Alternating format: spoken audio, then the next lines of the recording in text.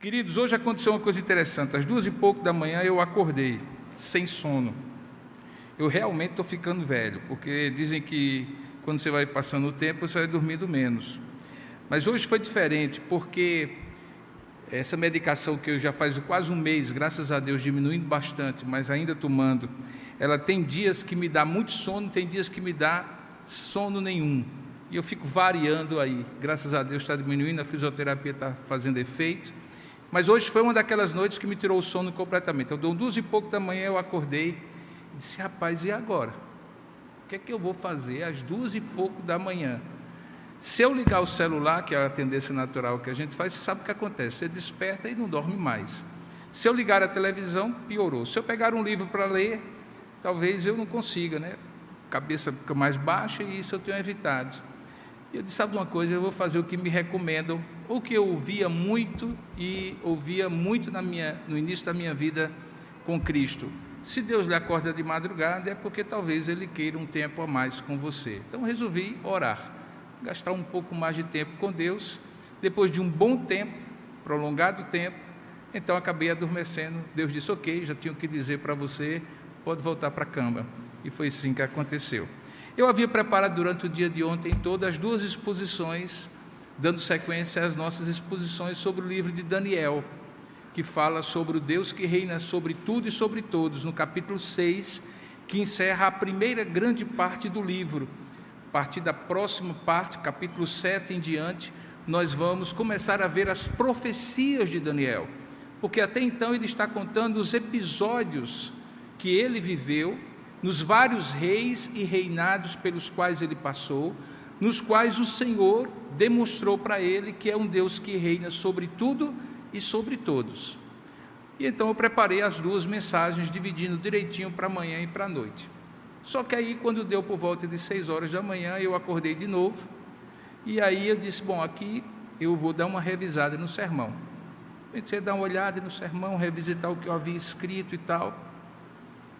E aí Deus falou ao meu coração profundamente. Por isso alguns de vocês já viram no meu Instagram uma mensagem que eu coloquei em 3 partes, falando sobre o que acontece quando nós achamos que a vida não está muito legal e as coisas da vida não estão nos dando muita satisfação. É que nós temos uma saudade congênita, crônica e permanente pelo paraíso perdido de onde nós viemos e pelo céu para onde nós iremos. Saudade da presença de Deus. Esta era a sensação que eu tinha hoje pela manhã.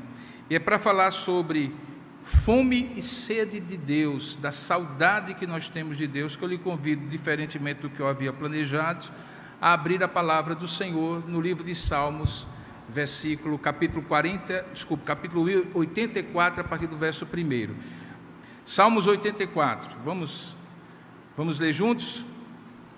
Se você tiver com a Bíblia, pode acompanhar. Se não, por favor, leia aí na projeção em ambos os lados da plataforma. Diz assim a palavra de Deus: quão amáveis são os teus tabernáculos, Senhor dos exércitos! A minha alma suspira e desfalece pelos átrios do Senhor, e o meu coração e a minha carne exultam pelo Deus vivo. O pardal encontrou casa, e a andorinha ninho para si, onde acolha os seus filhotes. Eu, os teus altares, Senhor dos exércitos, Rei meu e Deus meu. Bem-aventurados os que habitam na tua casa, louvam-te perpetuamente. Bem-aventurado o homem cuja força está em ti, em cujo coração se encontram os caminhos aplanados, o qual, passando pelo vale árido, faz dele um manancial, de bênçãos o cobre à primeira chuva. Vão indo de força em força, cada um deles aparece diante de Deus em Sião. Senhor, Deus dos exércitos, escuta minha oração, presta ouvidos, ó Deus de Jacó. Olha, ó Deus, escudo nosso, e contempla o rosto do teu ungido, pois um dia nos teus átrios vale mais que 1000. Prefiro estar à porta da casa do meu Deus a permanecer nas tendas da perversidade.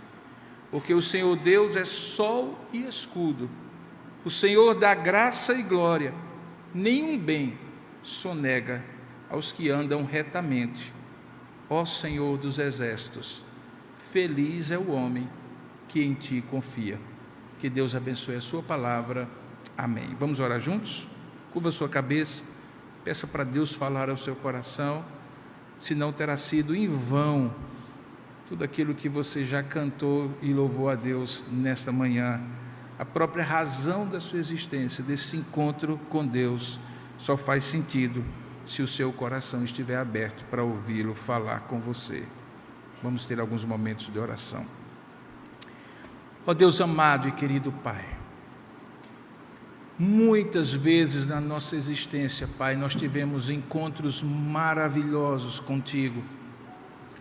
Alguns deles que até hoje nós nos recordamos, ó Pai. Encontros em que o Senhor renovou nossas forças, em que o Senhor abençoou a nossa alma, em que o Senhor nos deu ânimo para viver em meio a muitas lutas e dificuldades que passávamos. Por alguma razão, Pai, é possível que nos dias atuais, nos dias de hoje, mais recentemente, muitos de nós têm tido cada vez menos encontros como um dia teve contigo, Pai. E há uma saudade no nosso coração, a mesma saudade que os salmistas aqui expressaram a Ti. Portanto, ó Pai, nós oramos nessa hora que esse momento de reflexão na Tua Palavra seja um momento de reencontro contigo, que alimente a nossa alma, que tire a sede da nossa alma e que renove a Tua presença em nossa vida, Pai. É o que nós oramos juntos, pedindo que o Senhor fale conosco, que nada nos distraia e que possamos de fato ter o nosso coração aberto para Ti, em nome e para a glória do Senhor Jesus. Amém. Esse salmo, apesar de não ter nada antes da primeira linha dele, que diz: quão amáveis são os Teus tabernáculos, Senhor dos exércitos, que nos dê pelo menos alguma pista de quem o escreveu, ou de em quais circunstâncias esse salmo foi escrito. Muitos comentaristas o colocam primeiramente num período em que a monarquia de Israel ainda existia. Há uma menção aqui ao rei, e este rei ainda estava no trono, ainda estava reinando, e portanto, sem dúvida alguma, tem a ver com o fato de que o exílio ainda não tinha acontecido e, consequentemente, não havia lugar ainda para a destruição que se abateu em Jerusalém. O verso 9 diz: olha, ó Deus, escudo nosso, e contempla o rosto do Teu ungido. Expressão essa que de maneira muito clara indica a presença de um rei na época em que este salmo foi composto. Mas as circunstâncias em que ele foi composto e a autoria não ficam muito claras, diferentemente de outros salmos, que dizem assim: Salmo de Davi ou Salmo dos filhos de Coré. Na composição do Saltério, dos 5 livros que compõem o livro de Salmos, no entanto, ele abre uma nova coleção, a segunda, que é atribuída aos filhos de Coré. Quem eram eles? Eles eram os cantores do templo, aqueles levitas que tinham sido separados por Deus para cantar durante o serviço do templo. O templo ainda existia, está muito claro aqui pelo contexto que reforça a ideia de que esse salmo foi escrito antes da destruição de Jerusalém. E esses cantores eram compositores de muitos dos salmos que eles cantavam. Eles eram literalmente a banda de louvor daquela época, o coral daquela época. Nem todos os levitas eram cantores, mas todos os cantores eram levitas. E sendo levitas, eles se dedicavam não somente a louvar a Deus durante o serviço, mas a expressar a alma do povo de Deus através do louvor. Porque louvor é isso. É quando o povo de Deus se apresenta diante do Senhor e expressa a sua alma em agradecimento, em súplica, em intercessão, ou qualquer outro sentimento que povoa a alma do adorador. Esse salmo está muito claro que ele faz uma série de metáforas para expressar um mesmo sentimento, o mesmo sentimento que está aqui presente, que eu chamo de saudade de Deus. Aquela sensação que habita a alma humana desde que ela é formada no interior do ventre da mãe de cada um de nós, sem que tenhamos qualquer consciência até o momento em que somos despertados para reconhecer Deus na nossa vida, e que nos aponta o fato de que nós não fomos criados como um produto de um processo biológico apenas, que somos seres viventes sobre quem o Espírito de Deus foi soprado, e que esta alma vivente tem sentimentos que apontam principalmente para Deus, o Criador, que nos deu vida e tudo aquilo que nós temos. Saudade de Deus é de dois tipos: aquela que nos faz lembrar do que já tivemos com Deus, e aquela que nos faz desejar aquilo que queremos ter com Deus. A saudade de Deus da alma desses cantores aqui tinha a ver com momentos em que eles se recordavam e que fazia a própria alma deles, veja aí no verso 2, suspirar e desfalecer quando eles estavam nos átrios do Senhor. Saudade de tempos em que eles estiveram em encontros face a face com Deus, enquanto louvavam a Deus no culto do Senhor.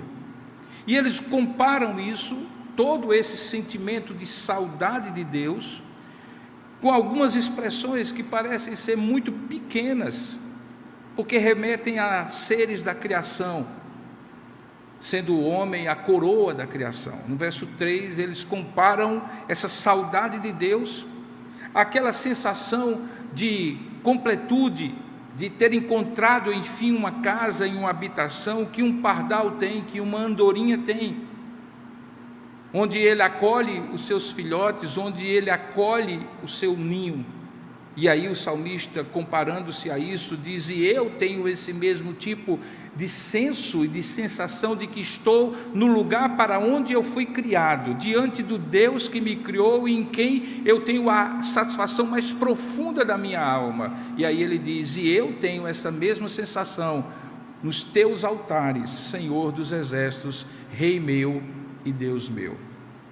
Portanto, esse salmo inteiro fala desta sensação de que um dia tivemos, quando estávamos em nossos pais Adão e Eva, na alma deles, que nós de uma forma ou de outra herdamos, assim como herdamos o nosso corpo e tudo aquilo que nós somos e tudo aquilo que nós temos, e que eles habitavam com Deus a cada viração da noite, do dia para a noite, eram visitados pelo Senhor. Para isso nós fomos criados. E por isso nós não conseguimos nos satisfazer com nenhum tipo de encontro, com nenhum tipo de satisfação, com nenhum tipo de horizonte que a vida humana nos ofereça. Essa é a razão, porque ora nos empaturramos de muitas sensações, em que nós temos aquele desejo profundo de saciar a fome e a sede da nossa alma, com muitas sensações, até o ponto em que nós nos angustiamos porque elas, surpreendentemente, não são suficientes para alimentar a nossa alma. Ao mesmo tempo, esse sentimento, que um dia foi completo quando a alma humana tinha perfeita sintonia e harmonia com Deus, antes da queda do pecado, agora é uma saudade que, uma vez pecadores como nós nos tornamos, nós temos de algo que nós desejamos. E que aqui ele coloca dentro do horizonte religioso dos salmistas, em termos de o encontro que ele sistematicamente tinha com os altares de Deus no templo do Senhor. Ora, nós sabemos que o templo do Senhor, desde a vinda da nova aliança em Jesus Cristo, é o coração humano, visto que cada um de nós foi feito templo de Deus. Portanto, em primeiro lugar, ele está falando de uma sensação completa que se tem apenas na interioridade da própria alma diante da presença de Deus. O nome disso é cultivo de uma espiritualidade sadia e plena, que pelo corre-corre da vida algumas vezes nós perdemos de vista. Temos por curtos períodos de tempo, aproveitamos bastante, nos recordamos com saudade, lembramos até e usamos frases do tipo: bom tempo era aquele em que eu, mas que nunca se perenizou, permaneceu na nossa alma. E que de tempos em tempos, como talvez seja esse o tempo da sequidão de estio, sequidão realmente ressecada da alma, você esteja passando agora.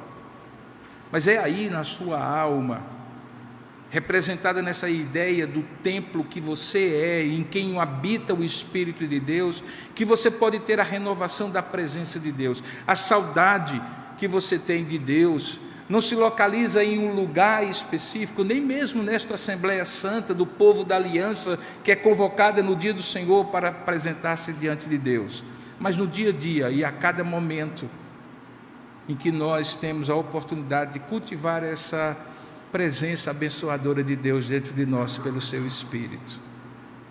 Mas ao mesmo tempo, essa saudade não é apenas uma saudade que se realiza, como eu falei em primeiro lugar, na sua interioridade, na sua vida devocional, mas também no momento em que você está aqui. Eu confesso a vocês que mesmo quando estou de férias, eu não consigo, continuo dizendo isso, e quem é membro dessa igreja há muitos anos sabe, eu não consigo conceber que você, estando vivo e com saúde, no domingo não esteja na casa de Deus. Sendo bem sincero com você, eu não consigo conceber isso. Eu até duvido que você está em comunhão com Deus, se você não sente vontade de estar na igreja, na presença de Deus, com o povo de Deus. E digo com toda sinceridade a você que está me assistindo, a não ser que você esteja numa situação muito difícil, isso inclui você também.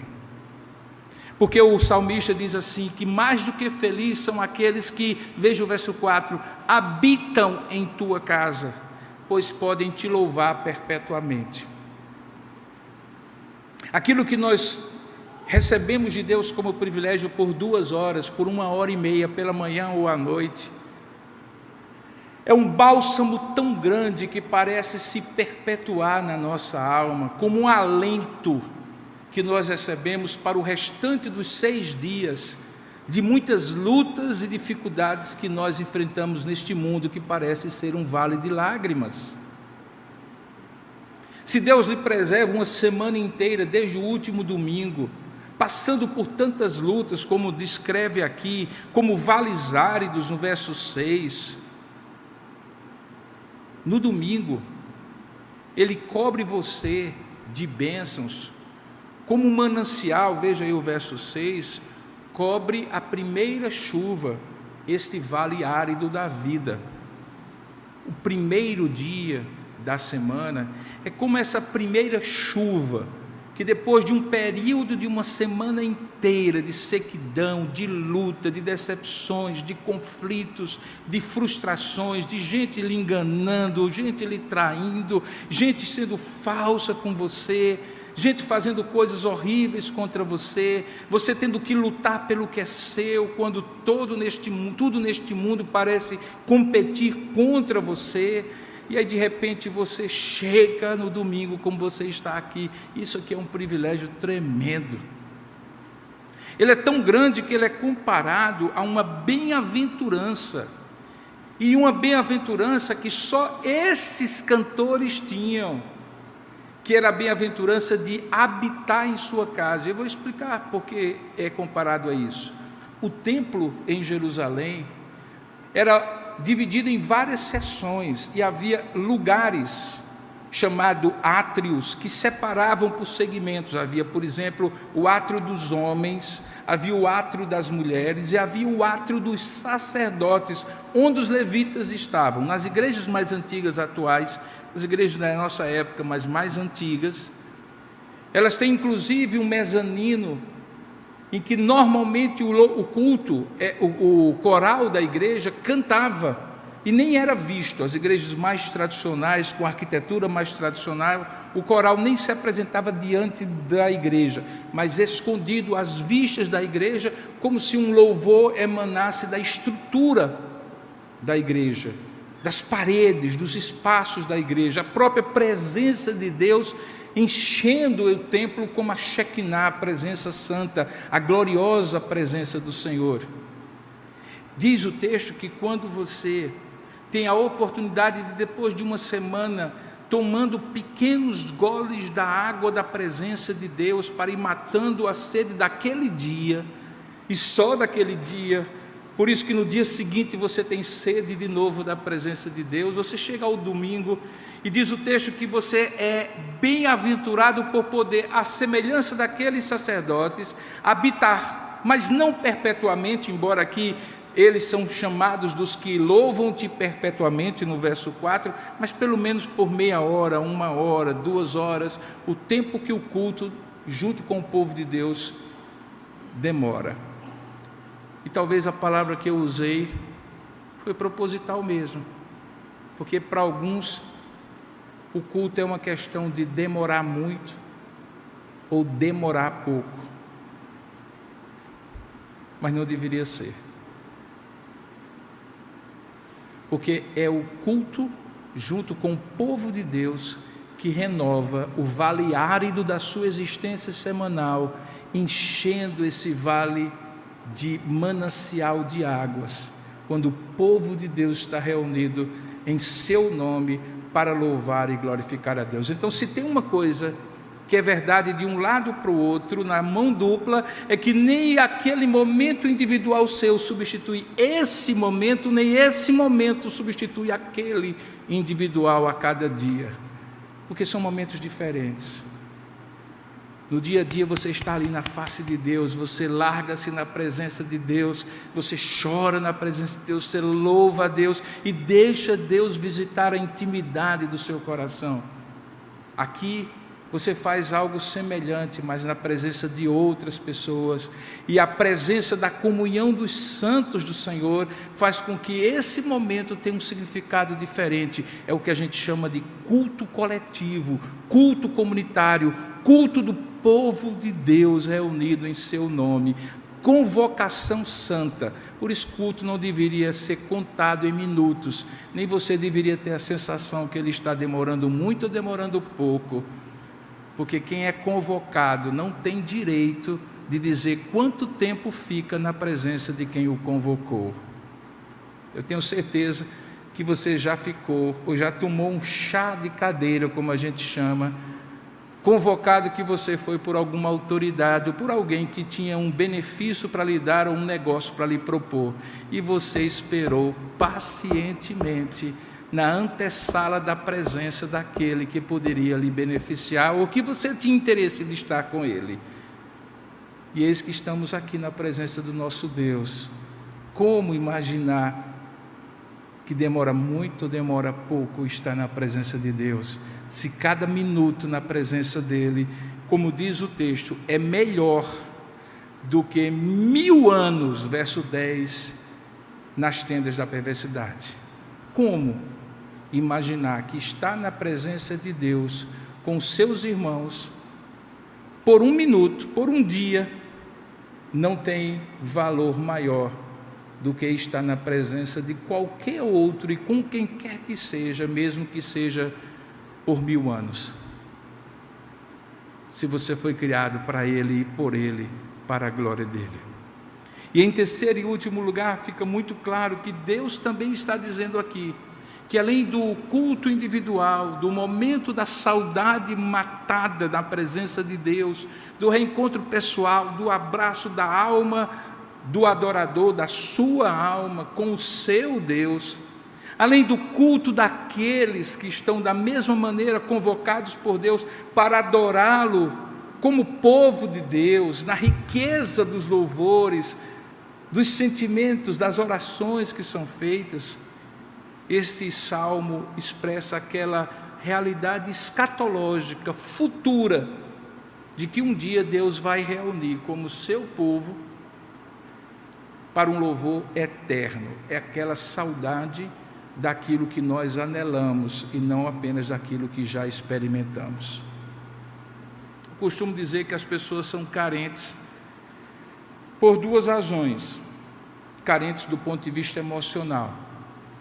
porque tiveram muito e ficaram mal acostumadas, então quando de repente o muito diminui um pouquinho mais, elas ficam tentando sugar aquele açúcarzinho dos relacionamentos humanos que lhe dão algum tipo de sensação de bem-estar. É gente mal acostumada com ser o centro das atenções, com ser elogiado, com ser a pessoa querida, e quando não tem isso 24 horas na veia, se sente mal e se sente carente.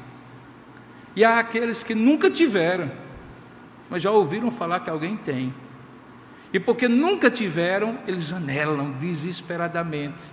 São aqueles que buscam o olhar do outro aprovador, são aqueles que buscam aquela sensação do reconhecimento, do louvor, da gratidão dos outros, do benefício dos outros, seja por carência ou seja por ausência completa, carência daqueles que tiveram um monte ou da carência dos que não tiveram nada. O fato é que nós somos seres carentes. O que me estranha é o fato de que nós não entendamos que, para mais profundo do que essas carências humanas, há uma carência profunda de Deus no coração humano. E essa carência de Deus, que muitas vezes é tentada a ser suprida por muitas outras sensações, nunca será plenamente suprida, a não ser pelo próprio Deus. E isso acontece quando nós contemplamos pela fé aquilo que Deus está reservado para nós, ou reservando para nós. Antigamente, quando alguns pastores gostavam de incentivar as pessoas a cantar no culto, a fazer as coisas nesse tempo presente, eles costumavam dizer assim: vamos fazer isso, irmãos, porque nós estamos ensaiando, porque bom mesmo vai ser no céu, isso aqui é só um ensaio. De certa maneira eles tinham razão, estavam com a razão. Aquilo que nós vivemos aqui, irmãos, prepara a nossa alma para a plenitude daquilo que vamos viver eternamente na presença de Deus. E em certo sentido é como se Deus nos desse gotas da sua graça, que nós deveríamos aproveitar tremendamente, porque são elas que sustentam a existência humana, sem a qual viver é absurdamente impossível, até que cheguemos na plenitude do oceano da presença de Deus. Tentar viver na vida sem essa presença, substituindo-a por todos os tipos de sensações que você imaginar, algumas das quais inclusive muito boas e legítimas, mas não para serem substitutas da presença de Deus.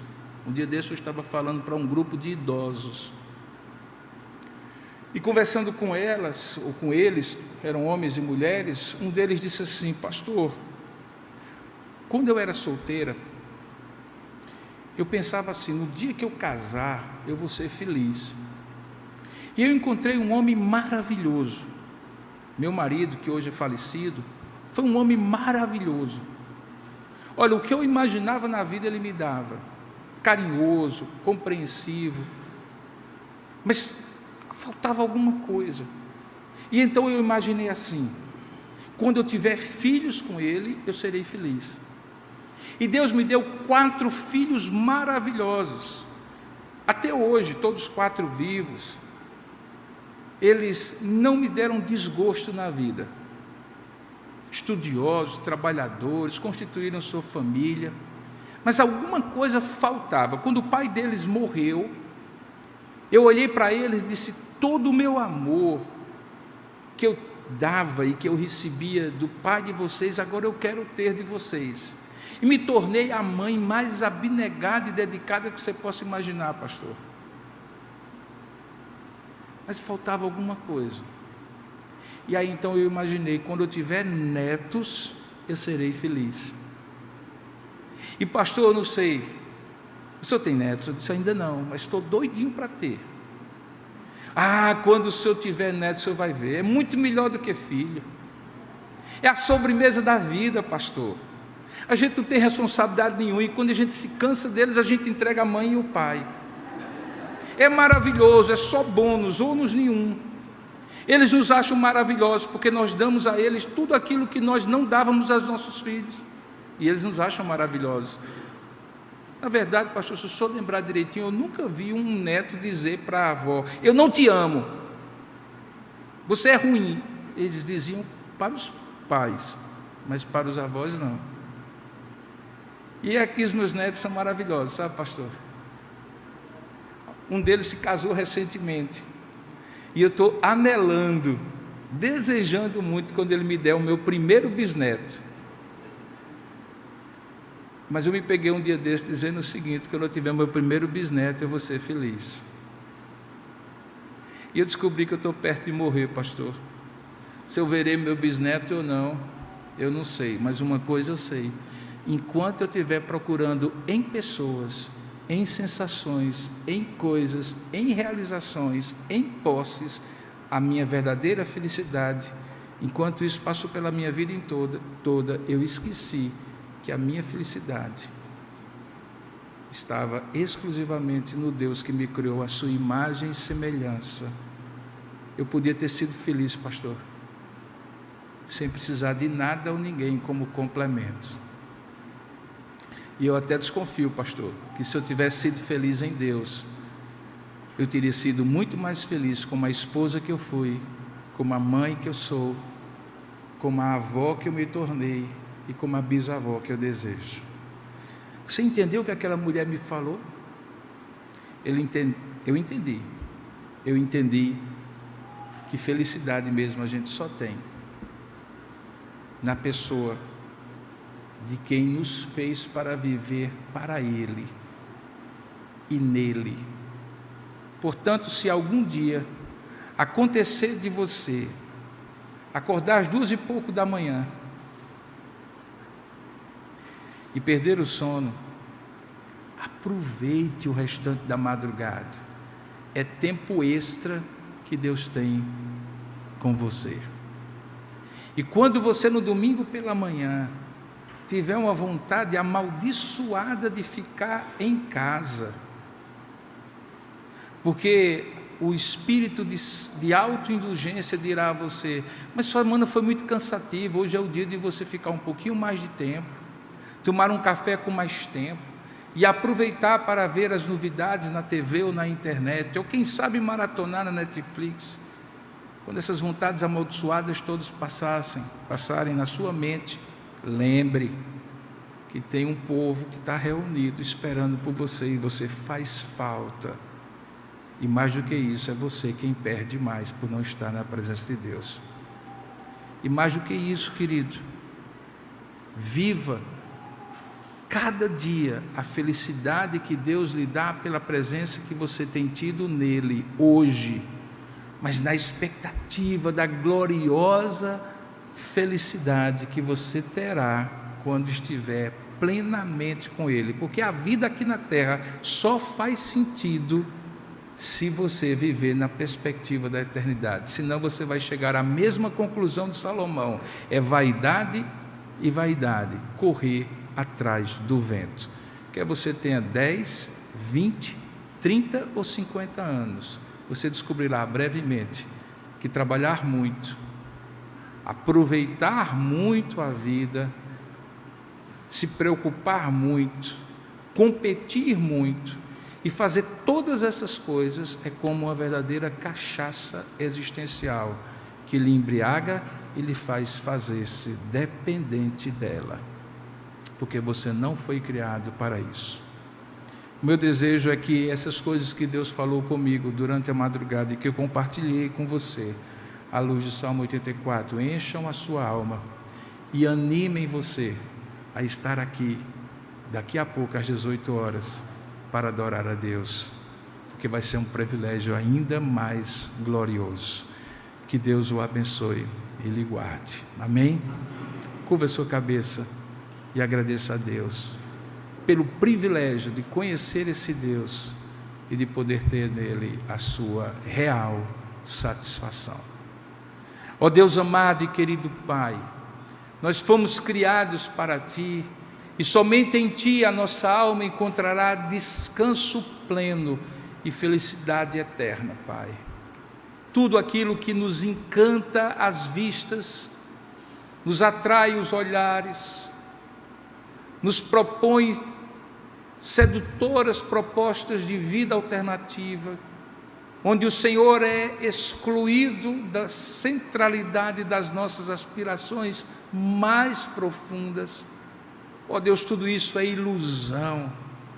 Nós pedimos que o Senhor nos ajude a flagrá-las no dia a dia, ainda que precisemos nos dedicar como devemos nos dedicar, ao trabalhar, ao existir, ao nos relacionar, a ter objetivos aqui do lado de cada eternidade. Nos ajuda a compreender que a nossa alma suspira e desfalece pelos teus átrios, que estão dentro do coração de cada um de nós pela habitação do teu Espírito, que nos fez templo do Senhor, que está na reunião do teu povo, convocado em Assembleia Santa para estar como povo na tua presença, e que estará plenamente na tua presença eterna, quando já não haverá mais choro, nem dor, nem lágrimas, nem aflições, e nós seremos um só povo e um só rebanho diante do Senhor, que és o nosso único pastor. Ó Deus, nos ajuda a viver felizes na tua presença, sem substituir essa felicidade por nada, nem por ninguém. É o que nós oramos em nome e para a glória de Jesus. Amém, Senhor.